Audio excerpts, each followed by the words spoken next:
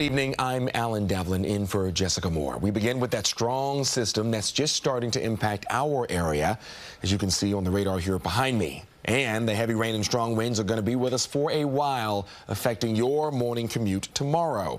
Meteorologist Vanessa Murdock is here now with some details for us. Vanessa, a loud, wet, sloppy night. Yes, absolutely. It is not pleasant, but it is at least a little bit on the warm side. Here are the details of the storm system and its impacts. Through 10 a.m. tomorrow morning, it is a first alert weather day because we're expecting bouts of heavy rain and some wind. 1 to 2 total inches of rain with localized flooding is possible through the overnight into your morning commute tomorrow. Winds could gust 40 miles per hour plus. In fact, we've already seen that happen, and we could see some isolated thunderstorms. That's already happened. Some of them could be strong. As we look at the current satellite and radar picture, you'll notice much of the Garden State dry, but we see some light rain across the island. Some thunderstorm activity making its way into southern Ocean County right now toward Mystic Island, lifting north toward Long Beach.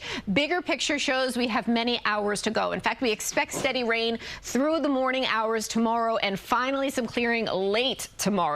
Hour by hour, by midnight, we see much more activity across the entirety of the region. Some heavier rain is moving in. 1 a.m., that is still the case. 4 a.m. tomorrow morning, when we're back on air here with you live, we will see steadier rain to the east of the city, and that persists through at least 9 a.m. I'll have your full first alert forecast. We'll talk more specifically about this system and what's beyond coming up. Alan, back to you. All right, Vanessa, thank you. And we wanted you to be the first one to know of any of these changes to the forecast. That's why our weather team is beginning early tomorrow morning. That's starting at 4 a.m. The death toll is climbing from that severe weather, which ravaged most of the Midwest and South. It spawned tornadoes, dust storms, and fueled wildfires as well. Jenna DeAngelis joins us now with the latest on this ongoing cleanup. Jenna. Alan, at least 40 people have died across 7 states from these devastating storms. And tonight, we're getting a close look at the damage and the widespread impact.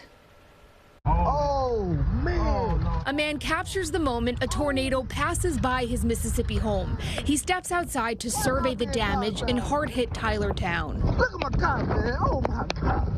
This family, among the many around the country, dealing with destruction left behind by a violent storm system. Tornadoes also touched down in Arkansas, the strongest confirmed by the National Weather Service so far, an EF4 with winds up to 190 miles per hour. In Alabama, video shows a bus tossed onto the roof of a high school, businesses and homes destroyed. Dakota Henderson helped his aunt through a bedroom window after it was the only room left standing in her Missouri home. But it was a rough night. In Oklahoma, everything happened so fast. It's horrible. It's hard to believe. Violent winds fueled wildfires, burning down homes, including the governor's. We'll be rebuilding with all of Oklahoma. Communities are vowing to work together to rebuild. It's Oklahoma, you know? We all rally around each other. Most devastating of all, the loss of life. This is where 82-year-old Annie Free's trailer stood in Alabama before it was swept away by a tornado. We searched for her all night.